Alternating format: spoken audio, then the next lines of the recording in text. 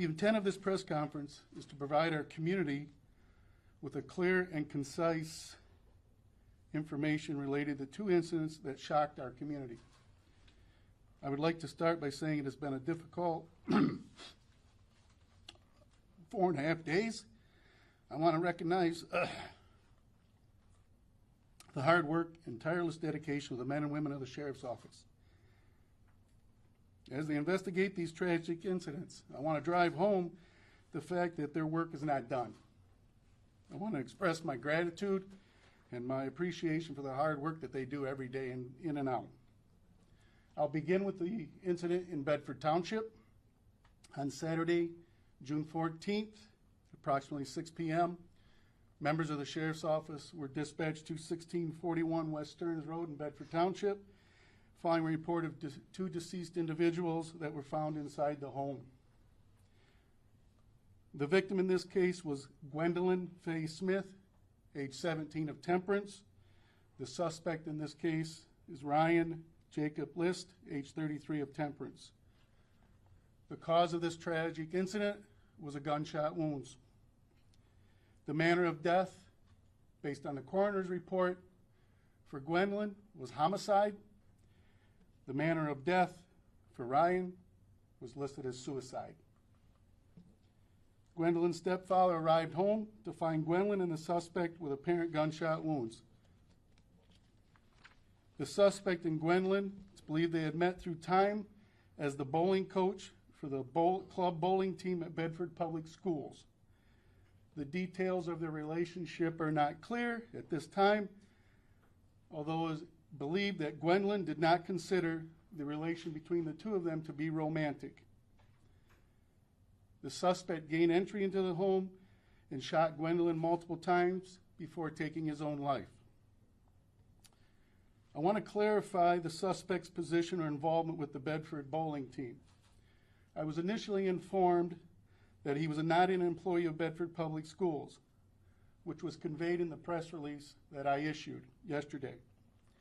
However, today I received information that he was a coach, which is a non-paid position for the Bedford bowling team, but he's paid through the bowling establishment, not Bedford Public Schools. And that, in fact, a photograph did appear of him with the bowling team in the 24-25 yearbook. What I'd like to do is transition into the incident in Raisinville Township. On Tuesday, June 17th, at approximately 9:47 a.m., members of the Sheriff's Office responded to the area of Heiss Road west of Steffes in Raisinville Township after after a citizen found two deceased individuals in the roadway. Heiss Road in this area is an unimproved road, not normally traveled.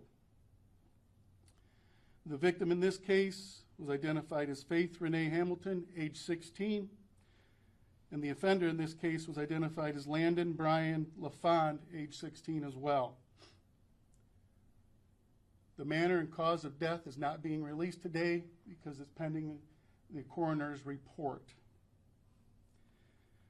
Dispatch received the call from Faith's uncle, who found both of them on scene at the Heiss Road location. Detectives have determined that Faith and the suspect had an apparent dating relationship. In the early morning hours of Tuesday, the suspect and Faith communicated and ultimately ended up at the venue. It's unclear at this point if the suspect drove Faith or if she arrived by other means. Both Faith and the suspect suffered gunshot wounds. Located within the suspect vehicle were writings indicating the suspect's intention to take both Faith and his life. Even though both schools are in summer recess, I think it's important to note they've activated their crisis management team to offer assistance to Gwendolyn, friends of Gwendolyn, Faith, and Landon. In closing, I want to stress there is no nexus or connection between the victims or suspects in the Bedford Township incident or the incident in Raisinville Township. The families from both incidents, both the victims and suspects, are fully cooperating. We want to express our Sincere condolences to the family, and thoughts and prayers are with them. We please ask the community to respect their privacy. I'll open it up to any questions that you may have, and I would ask that the questions just be directed to me. We don't want anything to be conveyed that would hamper the ongoing investigation. You said that in the case of the Bedford one, he gained entry to the house. Do we know exactly what happened there? That he gained entry. Was he let in, or did he break in? Do we know? At this time, that the point of entry and access, how he gained access, remains under investigation. Okay. But thank you for that question. Yes, Connor. You said in the case of Faith and Landon, you used the word venue. What venue did they arrive at, or was it just Heiss Road. Okay. Sheriff, the Raisinville incident, are you labeling that as a homicide-suicide? We are not. That's pending the coroner's report. You had mentioned suspects, so is Landon being looked at as a suspect in that shooting? In the investigation, yes. Forgive me, on the Raisinville, you described her as a victim, but yet you're not calling that a homicide-suicide, depending on a coroner's report. Can you clarify a little more on that, please? Yes, so the coroner will determine the manner of death. I can't determine manner of death. And when they give us that autopsy report, they will list cause and manner. But I believe you referred to her as a victim in this case, right? Our preliminary investigation, we feel she's a victim, yes. And he is not? I mean, Preliminarily, that is correct. but we should not take the leap that that was a murder-suicide also? Correct. Could you talk about, I mean, this has been such a tragic few days. I mean, can you kind of talk about what it's been like for the community to have so many of these young people die in such tragic ways? It's been tragic. It's been a significant impact on our community. The tranquility. If you look at it from a general perspective, we're a farming community, rural, some urban areas as well, but for the most part, you know, we're 155,000 people. Everybody knows everybody, for lack of a better term. Sheriff, you mentioned that in the case of the Bedford one, that Gwen did not consider the relationship to be romantic, but is it any suspicions that it was the opposite way around, that this coach felt this was a romantic relationship he was trying to pursue? I can't comment on what he thought. I can only tell you that evidence at this time does not indicate that. Sheriff, do you know how long he was the bowling coach? I do not.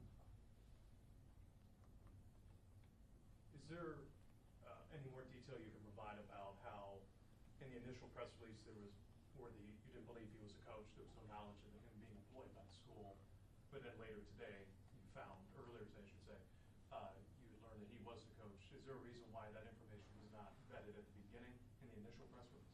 You know, we have people that call of leadership positions and give us information, and we put it out that way. There's certain information that we vet, and we had no reason to believe that wasn't the case. And obviously, more information has come to light that drove me to ask further questions and get some clarification. And I think there was some work behind the scenes by the school officials to vet that very question. Is there any past history when we talked the Bedford case with Mr. Liss about other students perhaps, complaints made against him perhaps, any relevant history that you're able to share prior to this incident in regards to him and his relationship with teens he was coaching? We don't have any information to that fact other than we know that 5 days prior to this incident there was a communication that was being looked into. Between he and the victim? Yes. Can you elaborate? No, sir. Can you share the spellings of the Raisinville Township victims, their names? Yes, that is Faith, F-A-I-T-H, Renee, R-E-N-E-E, Hamilton, H-A-M-I-L-T-O-N, and Landon, L-A-N-D-O-N, Brian, B-R-Y-A-N, LaFond, L-A-F-O-N-D. You mentioned in that case that Faith's uncle was the one that found the two of them. Did she give any indication to her uncle that she was heading that way, or how did he come across the two victims? No, I believe they used an app on her phone. Bedford case, what was the coach's status with the school before the shooting happened? Was he actively working with the bowling team at that time? I've been told that he had resigned his position. Again, let me maybe reiterate this. His employment arrangements was with the local bowling establishment and not the school. So, but I've been led to believe, and I don't have anything that would give me anything to believe otherwise, that he resigned from his position at that bowling alley. Do we know how long they were in communication with each other? That still remains under investigation. What's the name of this bowling establishment? It's Forest View Lanes. Forest View? Forest View Lanes, yes. Do you know when he resigned from that position? I do not. Specifically, I do not. So I Was guess it this year or? yes, I was told it was within a short time period of this incident. Forgive me for playing catch-up here. I was familiar with the story, but not covering it directly. When we talk about the Raisinville discovery, they were both in one vehicle, is that correct? No, they were outside the vehicle. Okay. And then when we go back to Bedford, was the victim alone at home at the time of Mr. List's arrival, if you know? That's our understanding. And lastly, for me at least, appreciating you need to investigate, appreciating the sensitivity for families, all of it. On the surface, it looks like two similar cases in that potentially male assailants, female victims, potential relationships, potentially not. I mean, we should not jump to such conclusions as what you're sharing again here today, or can you elaborate at all in regard to apologizing media maybe makes knee-jerk assumptions and reactions incorrectly? Help me. Well, first of all, that's why we've been transparent with all the incidents that have occurred in Monroe County since Saturday. And I don't know, you said how help you understand what you may jump to conclusions. Can you give me an example? Well, sir, all I'm saying is on the surface, this looks like two young teenage girl victims at the hands of potentially male assailants, even though you say don't make that assumption on Raisinville. You mentioned in the Raisinville case, they had a dating relationship. Again, not established with Mr. List that was the case. So there's a lot of unknowns, but yet on the surface, it's plausible to a layperson to look at it that way. And they can make a lot of assumptions, and that's why I've given you information that is factual and we can sustain and support. As I said, this is an ongoing investigation, and it is going to be an ongoing investigation. We've got a lot of technical data that we have to review. We have a lot of interviews that we have to take place with friends and family. There's a lot of detailed work that needs to go into this. We're here today to give the community some answers, put their mind at rest that there is no danger to them, and that we will, like every investigation that the Sheriff's Office handles, do a complete, thorough, concise investigation. So when the men and women of the Sheriff's Office are done and put their name on that report, we're confident in our findings. And just to make, I just hope that answers your question. It does, sir. You know, Thank I mean, anybody can make assumptions on a lot of stuff. That's why I we've. don't mean to, but You're fine. I want that dialogue, right? I want you to leave here today, everybody, having those questions answered, so that we don't have to worry about follow-up and other things of that nature. And we will. Once things become available, we will convey that out in the form of a press release, particularly manner and cause of death. Is anything being done for some of the students in the local school districts for kids who might have, known some of the victims in this, grief counseling, that type of stuff? Yeah, and that's a good point. And maybe I conveyed it a little quickly. But yes, both schools have activated their crisis management team. Knowing we're on summer break, they still activated those units available to those students of the victims and the individuals involved in this case, because we do want to make sure that their mental health is attended to as well. This is a very tragic situation. Raisinville incident, those two were students at Airport Community. Can you share what, like sophomores, juniors? We're just leaving it very brief right now that they were students at Airport Community Schools. Did the 33-year-old man have prior contact with law enforcement, to your knowledge? What do you define as prior contact? Arrested for DUI, or if any felonies on the record, something that would preclude him from associating with high school students? No, sir. We have no information that would lead us in that direction. And can you provide any additional information about the nature of his resignation, why that could have happened? I don't know why he resigned. I don't have that. He went in and resigned. And in his position at the bowling alley did he work with other high schools, other high school students, other than Bedford? It's my understanding that he was the coach, and he did have interaction with other bowling students, male and female. At other schools? No, at the bowling alley, I think she's just asking, did he only work with Bedford bowlers? And I He can't didn't answer work that. with any other I can't answer whether he worked with any other schools that may have gone to that. I'm sorry. Thank you for clarifying that. What should people do that are experiencing profound negative emotions because of these events too, in order to help themselves? Well, and that's a great question. If they're students of either school district, we ask that they reach out to their respective school districts for the resources that are there. If they're not involved in schools, they're adults, we have a very robust community mental health program here in Monroe County. There's crisis lines, numbers that are online. They can reach out to Monroe County Central Dispatch. We'll be more than happy to share that information with them as well to get them to the resources they need. In either case, are you aware of any potential threats that have been made against these young girls prior to these incidents? We don't have any information at this time that would indicate that. But again, I'm not saying it's not, or it's not come to our attention yet. And is there anything you can share about the weapons used? Were they legally registered? Anything relevant about them?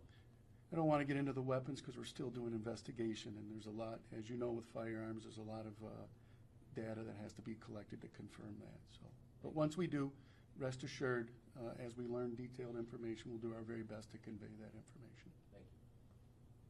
Scott, did you have a question? I didn't know. No, Okay, I didn't mean to put you on the spot. I do have a question, but I'll save it for afterward. Okay. I'll just ask you privately, Okay. if that's okay. Any other questions, comments?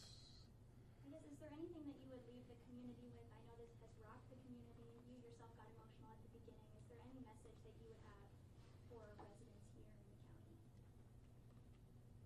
Trust us that we're going to do the right thing. How are you doing, sir? I'm good.